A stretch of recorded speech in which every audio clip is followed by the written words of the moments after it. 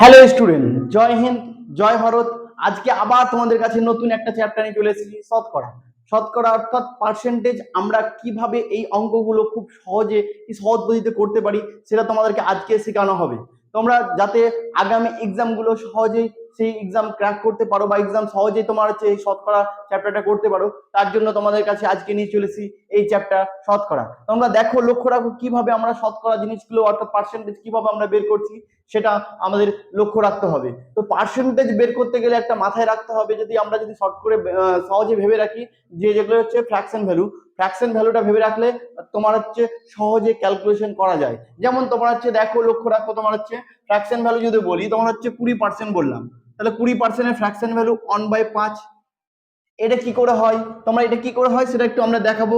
এটা কি করে হয়, অর্থাৎ 20% আর 20 লিখলাম, এই পার্সেন্টেজ চিহ্নের জন্য নিচে 100 হয়।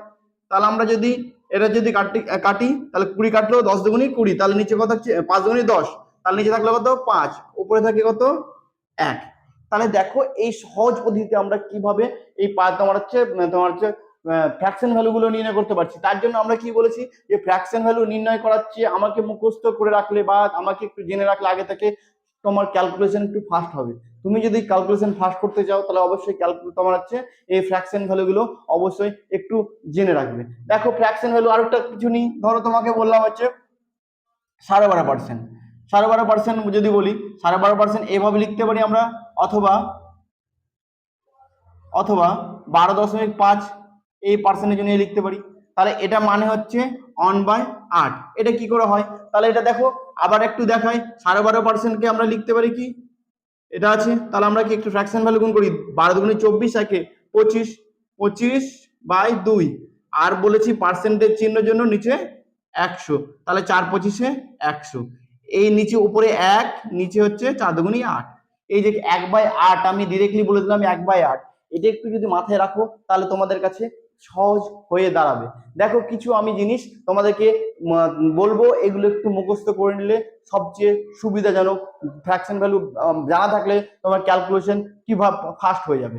দেখো কিভাবে ফাস্ট হয় ক্যালকুলেশন, আমি একটা কোশ্চেন করে দেখাই, তাহলে তোমার সুবিধা হবে কোশ্চেন করলে।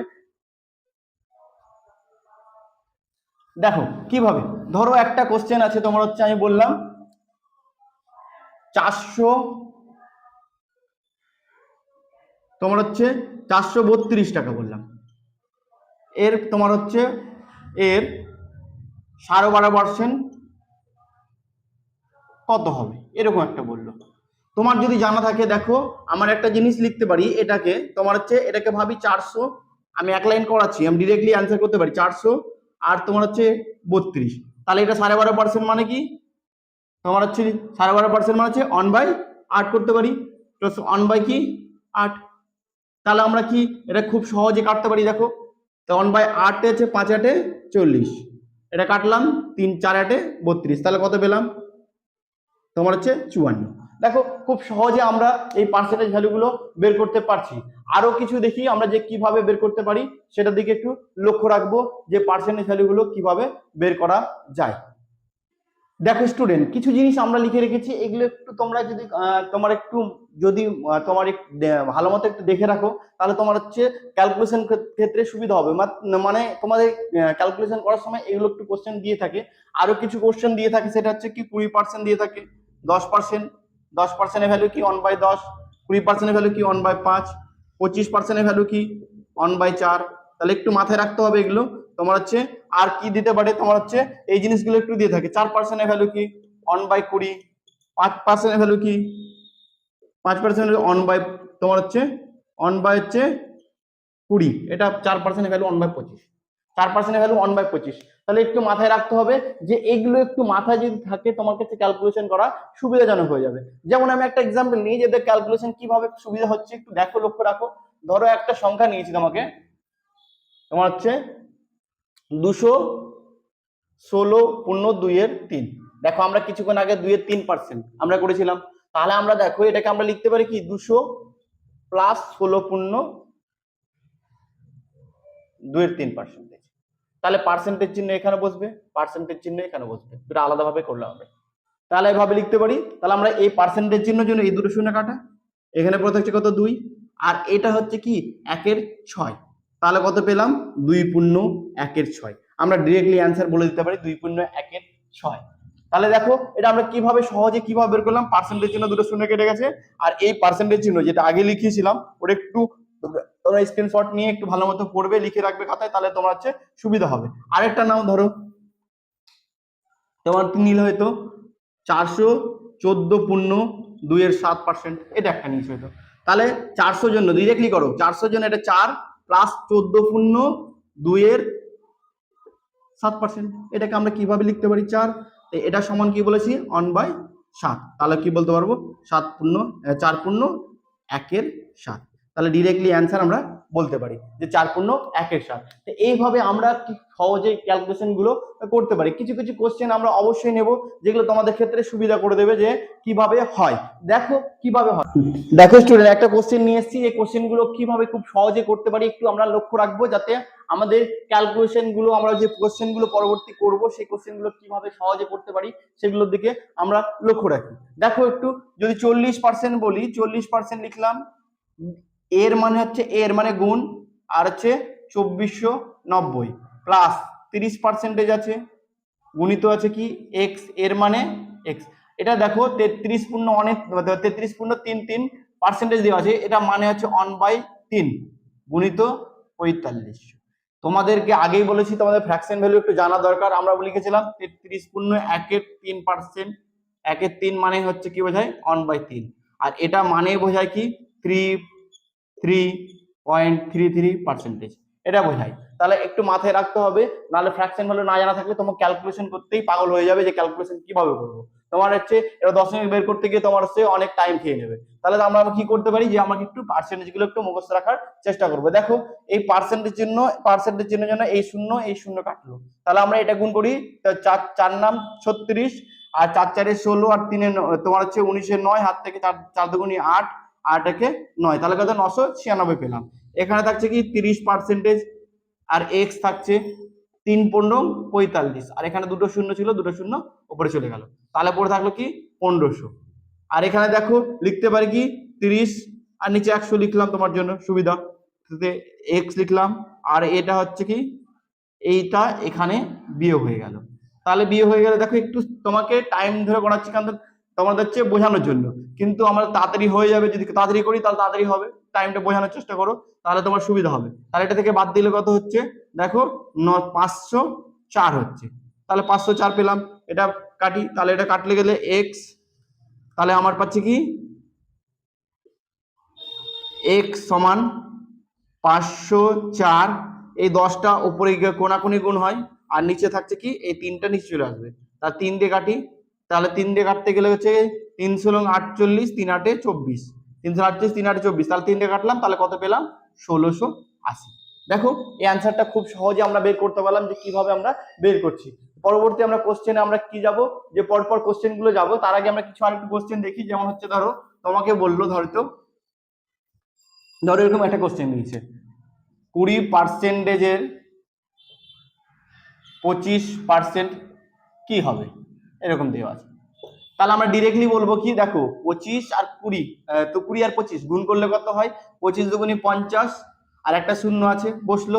এখানে কটা পার্সেন্টেজ আছে, একটা দুটো পার্সেন্টেজ মানে কি দেখো একটা পার্সেন্টেজ জন্য নিচে 100, দুটো পার্সেন্টেজ জন্য কটা 100, এটা পাচ্ছি। তাহলে ডিরেক্টলি আমরা কি 2 × 2 4টা, তাহলে এই দুটো কেটে যাচ্ছে, তাহলে কত হচ্ছে দেখো দুটো শূন্য আছে, তার দুটো শূন্য মানে দুটোর পর দশমিক পড়বে, মানে 5/100, মানে এটাকে লিখতে পারি কি 0.05%।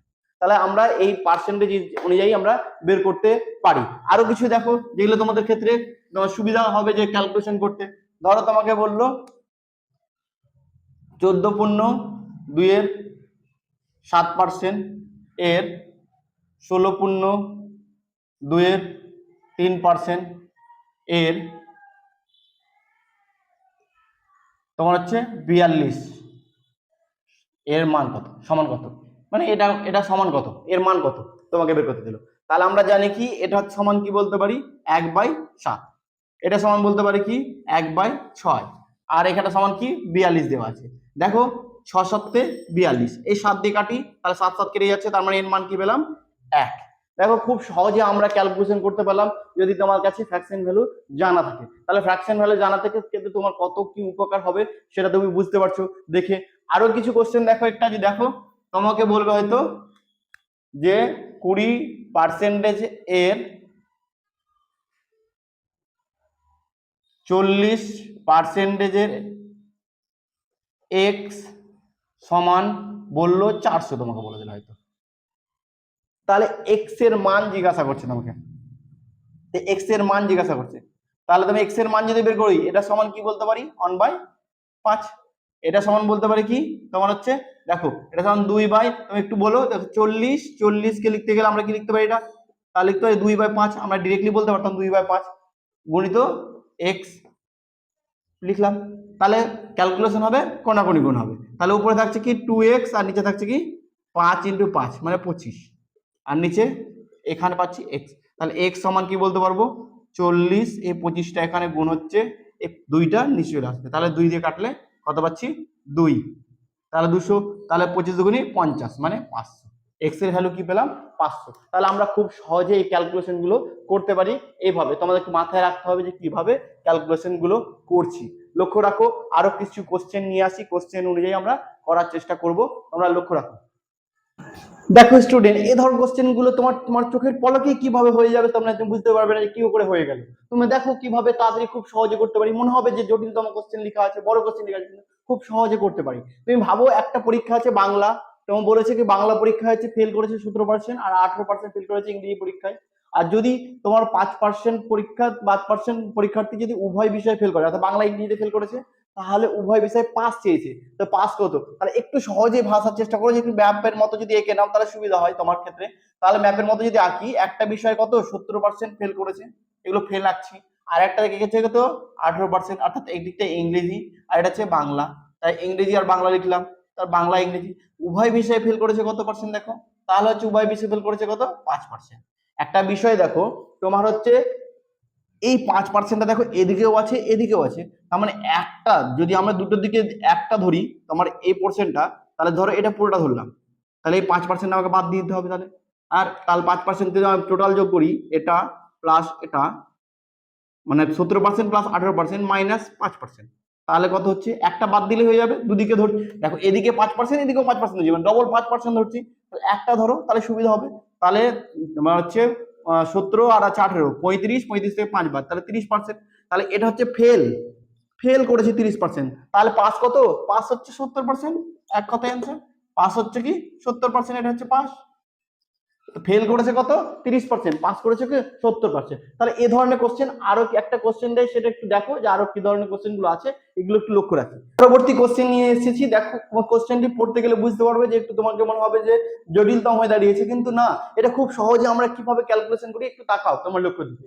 তোমার হচ্ছে পরীক্ষা, একটা পরীক্ষা দিয়েছে বাংলায় 35% আর হচ্ছে তোমার হচ্ছে ইংরেজিতে হচ্ছে 42% ফেল করেছে, আর হচ্ছে উভয় বিষয়ে ফেল দেখো 30%। তাহলে মোট যদি তোমার হচ্ছে ছাত্রছাত্রীর সংখ্যা যদি মানে 2500 হয়, অর্থাৎ 2500 হয়, তবে শুধুমাত্র একটি বিষয়ে ফেল কতজন করেছে। তাহলে ফেল সংখ্যা আমি আগের মতো বলেছিলাম, দেখো শুধু একটি বিষয় বলেছে, এখানে উভয় বিষয় বলেনি, শুধু একটি বিষয়, এটা মাথায় রাখো, শুধু একটি বিষয় বলেছে। তাহলে এখানে দেখো একটাতে ফেল করে পাস করেছিল, ফেল করেছিল কত 35%, একটাতে ফেল করেছিল কত 42%, আর উভয় বিষয়ে কত দিয়েছে, কত তোমার হচ্ছে এখানে দিয়েছে তোমার হচ্ছে 30%। তার মানে কি দেখো এখানে শুধু একটা বিষয় যদি নিই, শুধু একটা বিষয়, এটা তো উভয় বিষয় ঢুকে আছে, উভয় বিষয়ে কত 30%। তাহলে এখান থেকে যদি 30% বাদ দিয়ে দিই তাহলে কত পড়ে থাকবে 5%। এখান থেকে আবার 30% যদি বাদ দিয়ে দিই, মানে এখানে তো ঢুকে আছে এটাও, একটা বিষয় চলে আসবে, তাহলে একটা বিষয় এখান থেকে কত থাকছে, তাহলে 12%। তাহলে মোট একটা বিষয়, এটা একটা বিষয়, এটা একটা বিষয়, তাহলে একটা বিষয় ফেল কত 70% ফেল। তাহলে একটা বিষয় 17% ফেল, তাহলে মোট দেখো মোট কতজন ছিল তোমার হচ্ছে আহ আর আড়াই 2500, অর্থাৎ এটাও তাহলে একটা বিষয় ফেল যে 17%, এর 17% যদি বের করি তাহলে হয়ে যাবে 17%। যদি এটা নিচে লিখি তাহলে কাটলাম, তাহলে কাটতে গেলে কত পাচ্ছি দেখো, তাহলে এটা ভাগ দিয়ে করি, গুণ করি, তাহলে 25 × 17, 25 মানে 16 × 25 400, 425, তাহলে আমরা অ্যান্সার পেয়ে গেলাম কত 425। তাহলে আমরা খুব সহজেই এই অ্যান্সারটা বের করতে পারলাম যে এত সুবিধার্থে, মানে একটা ম্যাপের মাধ্যমে একটা আমরা বের করেছি। তাহলে একটা শুধুমাত্র এটা কি শুধুমাত্র একটি বিষয়ে ফেল, একটি বিষয় ফেল। বিষয়ে ফেল।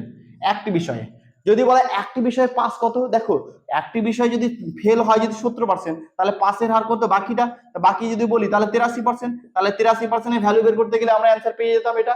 শুধু পাস বলতো, যদি এটা আমরা ফেল বলেছে তাই ফেল বললাম, আর পাস বলতে গেলে পাসের মতো করতাম। তাহলে এটা থাকলো তোমাদের পরবর্তী কোশ্চেন, আমরা এগিয়ে যাই। দেখো পরবর্তী কোশ্চেন আমরা চলে এসেছি। পরবর্তী কোশ্চেন আমরা কিভাবে খুব সহজে করতে পারি এক লাইনের মধ্যে সেটা দেখো। তোমার হচ্ছে ফিউ সেকেন্ডের মধ্যে কোশ্চেন হয়ে যাবে। একটি ভগ্নাংশ দেওয়া আছে যে নতুন লবকে কি করেছে 200% বৃদ্ধি করেছে, আর হচ্ছে কি ভগ্নাংশের হরকে আমরা 150% বৃদ্ধি করেছি। তাহলে ফলাফল ভগ্নাংশ হিসাবে আমরা কি পেয়েছি, তোমার হচ্ছে 9-এর 35%। তাহলে মূল ভগ্নাংশ আমরা ডিরেক্টলি মূল ভগ্নাংশ যখন বের করবো, মূল ভগ্নাংশ যদি বের করি,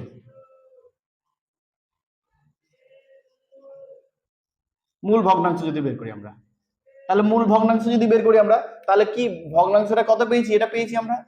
তাহলে কত পার্সেন্ট বৃদ্ধি হয়েছে দেখো, যেটা হচ্ছে তোমার লবে থাকবে সেটা হরে চলে আসবে, অর্থাৎ হরে থাকবে যেটা সেটা তোমার হচ্ছে লবে চলে যাবে। তাহলে মূল ভগ্নাংশটা হচ্ছে 150, দেখো লবটাকে 200% বৃদ্ধি করেছি, 200% মানে 100 ছিল, 200 যদি বেড়ে যায় তাহলে 300 হবে। আর যদি তোমার হচ্ছে দেখো হরটাকে আমরা কি করেছি 10, তোমার হচ্ছে 150% বৃদ্ধি করেছি, তাহলে 150% মানে 150 বাড়তে গেলে 100, 100 সঙ্গে 150 বাড়তে গেলে কত বলবো, তাহলে 800 হলো। তাহলে আমরা কাটি, এটা এটা কাটছে 5 পাচ্ছে 25, 5 6 30, 5 7 35, এটা পাচ্ছে কি দেখো 3 তিরিক্ষে 9, 3 দুগুণে 6, তাহলে উপরে পাচ্ছে 3, নিচে পাচ্ছে 14। দেখো কি সহজ উপায়ে আমরা একটা লাইনের মধ্যে কোশ্চেন গুলো সলভ করে দিচ্ছি। পরবর্তী কোশ্চেনে আমরা এগিয়ে যাব যে কিভাবে আমরা করছি। পরবর্তী কোশ্চেন আমরা নিয়ে চলে এসেছি যে এটা কিভাবে করব সেটা একটু দেখো রাখো। বলে ওয়াই এর 56%, তো ওয়াই এর 56% যদি বলি তাহলে ওয়াই এর বলতে আমরা সবসময় গুণ বসাবো, 56% বসলো। আর এখানে কি 182, ওয়াই এর 56% হচ্ছে 182, ওটাই বলেছে দেখো ওয়াই এর 56% হচ্ছে 182। তাহলে লিখলাম, তাহলে ওয়াই সমান কি লিখবো 182, নিচে চলে গেলো 56, আর এই এক পার্সেন্টেজ চিহ্নটা উপরে চলে গেলো 100। তাহলে কাটি, তো 4 14 56, 4 দিয়ে 4 25 100, 4 দিয়ে যদি ভাগ করি আমরা, 14 দিয়ে ভাগ করি, তাহলে 14 দিয়ে ভাগ করতে গেলে হচ্ছে দেখো 14 কে 14, 3 আর থাকছে কত 4, এটা হচ্ছে 14 দুগুণে 3 14 42, তাহলে কত পেলাম 13, 13 25 12 25 300, 13 25 হচ্ছে 325। তাহলে আমরা সহজেই খুব সহজে অ্যান্সার আমরা পেয়ে গেলাম। তোমরা যদি এই ধরনের কোশ্চেন বা এই ধরনের সলভ দেখতে চাও তাহলে লক্ষ্য রাখো দ্রোণাচার্য স্টাডি পয়েন্টে পরবর্তী কোশ্চেনের জন্য আমরা দেখব। দেখো স্টুডেন্ট একটা কোশ্চেন নিয়ে এসেছি, দেখে দেখো কোশ্চেনটা দেখো ভালো মতো, পড়ো কোশ্চেনটা কিভাবে সলভ করি, তোমাদের কাছে কিভাবে হয় সলভ তাড়াতাড়ি সেটা একটু লক্ষ্য রাখো। যে পড়ি আমি কোশ্চেনটা তাহলে সুবিধা হবে তোমাদের ক্ষেত্রে। দেখো যদি এর তোমার 30% বি এর 40% এর সাথে যোগ করা হয়, তবে উত্তরটা আমরা পাচ্ছি কি বি এর 80%, অর্থাৎ এ আর বি কে যোগ করছি আমরা, এ এর কত পার্সেন্ট আমরা 30% প্লাস বি এর কত পার্সেন্ট হচ্ছে 40%, এটা যদি যোগ করা হয় তাহলে আমরা পাচ্ছি কি বি এর 80%।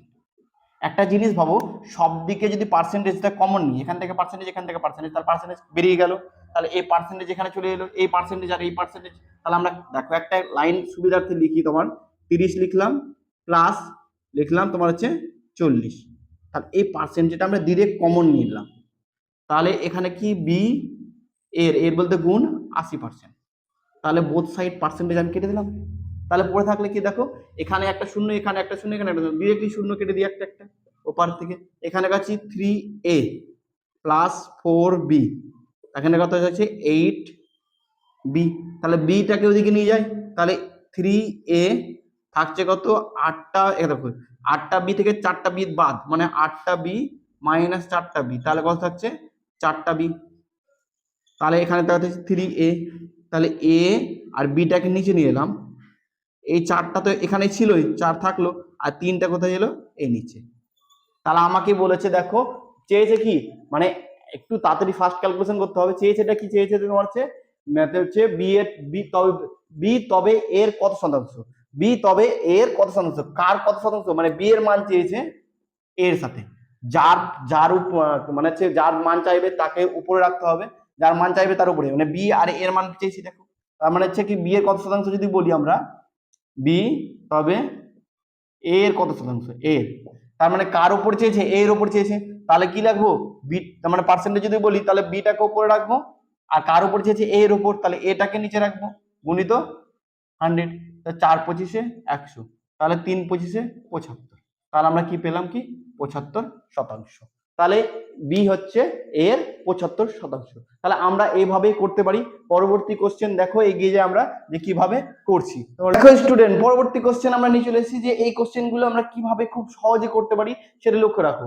কি বলেছে কোশ্চেনের দিকে পড়ো, বলেছে এক্স এর 52% এবং ওয়াই এর 30% অনুপাত দেওয়া আছে। দিয়ে বলে যদি এক্স ওয়াই এর চেয়ে 50 বেশি হয়, মানে এক্স এর 52% এটা অনুপাতে দেওয়া আছে, তাই অনুপাতে লিখবো। তাহলে অনুপাত লিখতে গেলে নিচে লিখবো। তাহলে ওয়াই এর 30% সমান কত দেওয়া আছে 12/5। তাহলে এই পার্সেন্টেজ কাটলাম। তাহলে আমরা একটু ক্যালকুলেশন করি, এটাকে এখানে লিখি, আর এটা 12 আর নিচে 5, এই 30টা চলে যাবে উপরে আর এই 52টা চলে আসবে নিচে। তাহলে কাটি, 5 6 30, 3 দুগুনি 6, 26 দুগুনি 52, কাটি 13 দুগুনি 26, 6 দুগুনি 12, তাহলে উপরে কত হচ্ছে 18, নিচে তোমার হচ্ছে 13। তার দেখো এখানে কি বলেছে, তোমার হচ্ছে এক্স ওয়াই এর চেয়ে কত 50 বেশি, মানে এদের মধ্যে যে পার্থক্য, বেশি মানে পার্থক্য বোঝাবে, পার্থক্যটা কত 5, এই 5 মানে এখানে কি লিখেছে 50। তাহলে 1 মানে কত, 1 মানে হচ্ছে 5 10 50 মানে 10। তো এই একের ভ্যালু ধরে রাখতে হবে। তাহলে এক্স আর ওয়াই, দেখো এক্স এর মান কত 18, ওয়াই এর মান হচ্ছে কত এখানে 13, তাহলে এক্স 18 মানে কত, তাহলে এক্স এর ভ্যালু যদি বের করি 18 ইন্টু 10, তাহলে কত পেলাম 180। ওয়াই এর ভ্যালু যদি বের করি তাহলে হচ্ছে ওয়াই ইন্টু 10, তাহলে কত পাচ্ছি আমরা, ওয়াই এর মান কত দেওয়া আছে 13, 13 ইন্টু 10 তাহলে 130। আমাকে কোশ্চেনে কি দেওয়া আছে একটু লক্ষ্য রাখতে হবে। কোশ্চেনে চেয়েছে কি 2x প্লাস ওয়াই। তোমার এগুলো জটিলতম কোশ্চেন, কিন্তু তাড়াতাড়ি করবো কিভাবে সেটা দেখো। তাহলে এক্স এর মান কত দেওয়া আছে, তোর এক্স এর মান কত বেশি 180, 180 ইন্টু 2 কত হয়, তাহলে হচ্ছে তোমার হচ্ছে 9 2 18, তাহলে হচ্ছে 900, তোমার হচ্ছে 8 2 36, তাহলে 360, আর এখানে পাচ্ছি কি 130। তাহলে অ্যান্সার কত হচ্ছে, তাহলে যোগ করতে গেলে পাচ্ছি কি 490। তাহলে আমি অ্যান্সার সহজেই আমরা বের করতে পারলাম যে কত হলো 490। তাহলে এইভাবে এই জটিলতম কোশ্চেন গুলো কিভাবে খুব সহজে করতে পারি সেটা তোমরা লক্ষ্য রাখো। পরবর্তী কোশ্চেনের দিকে এগিয়ে যাই। দেখো পরবর্তী কোশ্চেন আমরা নিয়ে এসেছি। এক ব্যক্তি বলছে, এক ব্যক্তি তার আয়ের 4% দানশীলতায় আর এবং যদি তার আয়ের 10% ব্যাংকে জমা রাখে, মানে হচ্ছে 4% কি করেছে দানশীলতা রেখেছে আর 10% ব্যাংকে জমা রেখেছে, তাহলে তার কাছে টাকা আছে কত, তোমার হচ্ছে বেঁচে আছে কত, তার কাছে তোমার হচ্ছে 10,800 টাকা বেঁচে আছে। তাহলে তার আয় কত, তাহলে আমার হচ্ছে ব্যাংকে রাখার পর আর ইসে রাখার পর কত টাকা চলে গেছে সেটা দেখতে হবে আমাকে।